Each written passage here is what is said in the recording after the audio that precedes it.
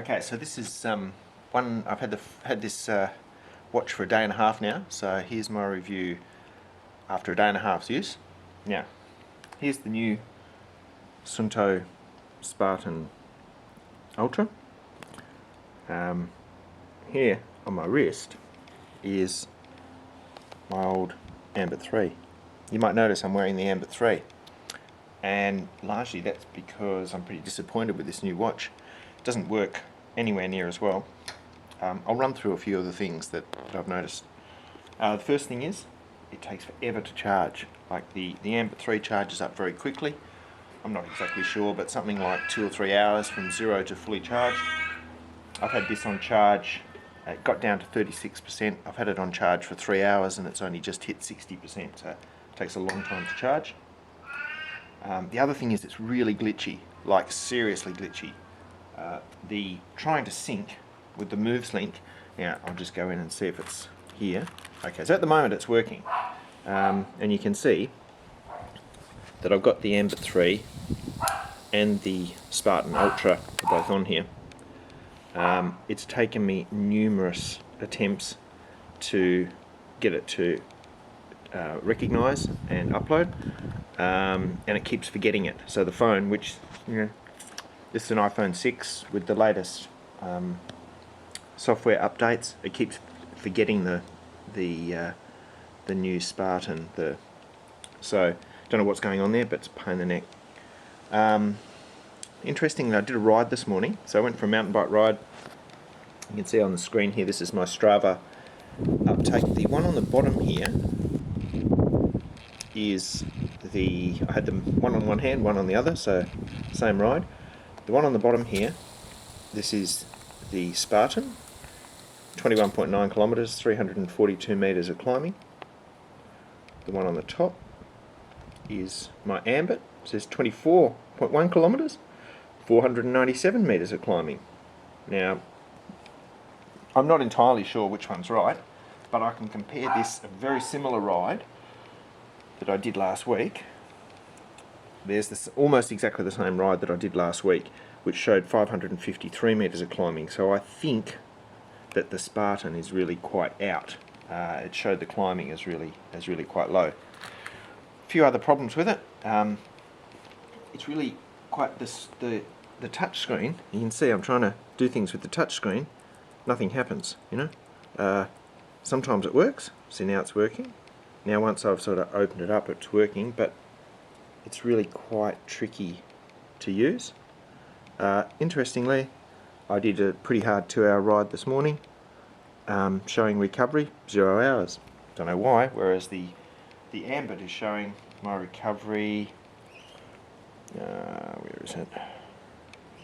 Showing that I've got 19 hours of recovery to do. So, you know, it's quite different there. It's not really working. The other thing is, I've worked out when I went to set my alarm clock last night, which it's key that I have it as an alarm clock, and after spending an hour and a half searching on the web and reading the material, there is no alarm clock on it. What gives? $1,000 watch, and it doesn't even have an alarm clock. So pretty poor indeed. Look, some good things. So it's got some good stuff, like I do like the steps. So the steps seem to be pretty good. That's nice. Watch face I like. It's got a nice light backlight as well. You can't really see it, but it's got the backlight. So I like the watch face. It's more comfortable than the Ambit. And as a watch, you know, as a dress watch, you can see it's obviously a lot nicer. A few other problems though, like on the Ambit, I can see what the charge is. For the life of me, I can't figure out here how much charge I have, whereas it's on there. This morning I went into navigation. I'll see if it'll do it now. And I thought, oh yeah, I'll have the compass on there for a while, which looking at the compass on the Ambit 3 is relatively simple. You just bring it up. So you have to click through several things to find compass. There we go, compass, and you can see whoop, I didn't want that. So to go back, you have to hold this down. Compass. You see the touch screen is very inaccurate. Okay, now this is really bad. This would be about the 4th time that I've had to calibrate it. So every time you go back into it, instead of that just working straight away, there you go. Now I've calibrated it. Okay, so I quite like it. You can see, if you can see the screen there, especially in the daylight. Compare it to the compass on the Ambit 3. Interestingly, look at the different readings. So, Ambit 3 saying 35 degrees northeast. This is saying the Spartan saying 95. Turn around. Quite interesting. Don't know which one's right, which one's wrong. Ambit's right because north is that way. Uh-huh. There you go. Bizarre. Then I go back into using it as a watch. You have to click and click and click and wipe. It's just much harder to use. So look, at the moment I'm contemplating whether to send it back. It's so glitchy.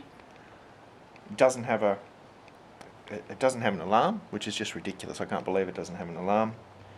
As I say, it's comfortable, looks good, but I think it's quite inaccurate. I think that the GPS and the compass are both relatively inaccurate compared to the Ambit. So for $1,000, it's I think what's happened. I think that Suunto have released it way too early. I think the software is not working properly. I think it's got all sorts of problems. So don't buy one, not yet, or maybe wait a while, but don't buy one yet.